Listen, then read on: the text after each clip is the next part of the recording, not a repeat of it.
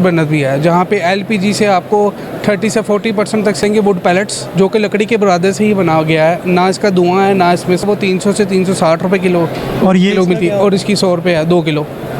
ये हमारा sigma burner है, ये हमारा CFS बर्नर है। सिग्मा बर्नर हमारा बेकरी ओवन में जलता है जहाँ पे एलपीजी वगैरह रोज़ जलती है। और अस्सलाम वालेकुम नाज़रीन, इस वक्त हम मौजूद हैं रिहान इंडस्ट्रीज़ पे।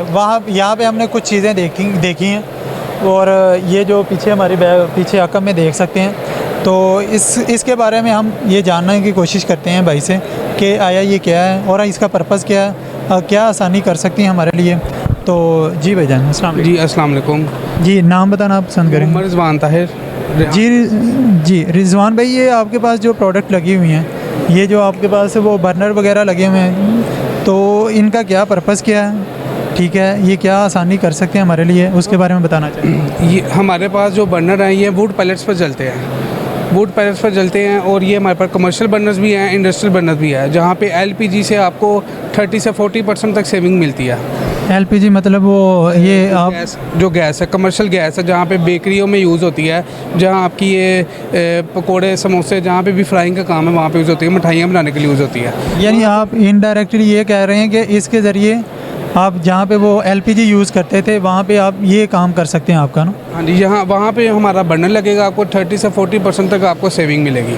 ठीक है, और बर्नर में हम यूज़ क्या करेंगे मसलन जो नीचे जलाने के लिए? बर्नर से हम यूज़ करेंगे वुड पैलेट्स जो कि लकड़ी के बुरादे से ही बना गया है। ना इसका धुआं है ना इसमें स्मोक है और ये एफिशिएंट है लकड़ी से। तो इधर कहीं पड़े हुए आपको वो दिखा सकें? ये वुड पैलेट्स नाजरीन, ये वाले बर्नर्स हैं जो यानी कि वुड बर्नर्स हैं जो यूज़ होंगे एलपीजी की जगह। यानी कि पहले आप एलपीजी अगर ख़रीदते हैं तो ये उससे बहुत ज़्यादा एफिशिएंट है। ये आप अगर हम वैसे लगाएं 1 kg जो एलपीजी है वो 200 या 300 की है मेरे ख्याल से। हाँ जी, 300 रुपये की आपकी एलपीजी है और 200 जहाँ पे आप 1 kg LPG is equal to 2 kg wood pellet. 2 kilo जहाँ पे आपका वुड पैलेट लगे वहाँ पे 1 किलो एलपीजी, और एलपीजी की कीमत है वो 300 से 360 रुपये किलो और ये किलो मिलती है और इसकी 100 रुपये है 2 किलो। ठीक है, यानी कि उसमें भी एफिशिएंसी है और इसमें। और ये जो साथ आपने उनके वो लगाया हुआ है, ये बिजली पे भी चलते हैं? हाँ जी, ये बिजली पे चलते हैं, इंडस्ट्री में यूज़ होते हैं हमारे। ठीक है, इंडस्ट्री में यूज़ होते हैं। और ये भी इलेक्ट्रिक एफिशिएंसी भी? इलेक्ट्रिक एफिशिएंट है जी। ये कितनी पावर, हाउस पावर का? ये 2 HP का है, लेकिन आपके जहाँ पे एलपीजी यहाँ पे लकड़ी ज़्यादा लगती है वहाँ पे आपकी एफिशिएंट है, आपको सेविंग है। ठीक है, और ये वाले जो आगे पड़े हुए हैं बर्नर्स हैं, ये हमारा सिग्मा बर्नर है, ये हमारा CFS बर्नर है। सिग्मा बर्नर हमारा बेकरी ओवन में जलता है जहाँ पे एलपीजी वगैरह रोज़ जलती है, और रोज़मर्रा की आपके बन रस वगैरह जहाँ पे भी बनते हैं वहाँ पे ये हमारा फ्लैश सिग्मा चूल्हा चलता है जी। और दूसरा मैं रिजवान भाई ये पूछ रहा, ये जो आपने डिफरेंट तरह के ये डिब्बे रखे हुए हैं, इसमें क्या है ये? जी, ये सारे हमारे जितने भी हम पैलेटिंग करते हैं, एनिमल फीड से रिलेटेड, कार्बन ब्लैक से रिलेटेड, कोल से रिलेटेड और RDF से रिलेटेड, और टायरों में से जो कार्बन निकलती है उससे रिलेटेड जो भी है हम सबकी पैलेटिंग करते हैं।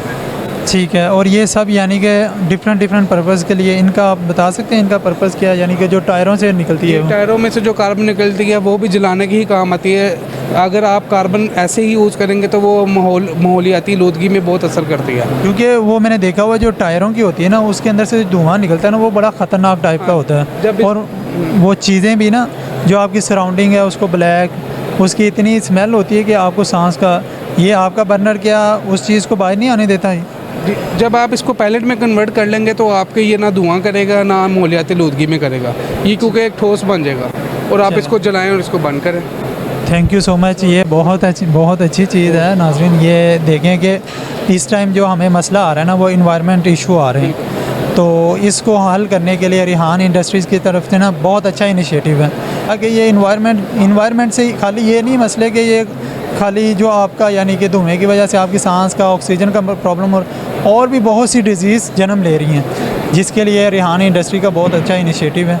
हम रिजवान भाई का थैंक यू करते हैं, बहुत शुक्रिया आपका, आपने टाइम दिया।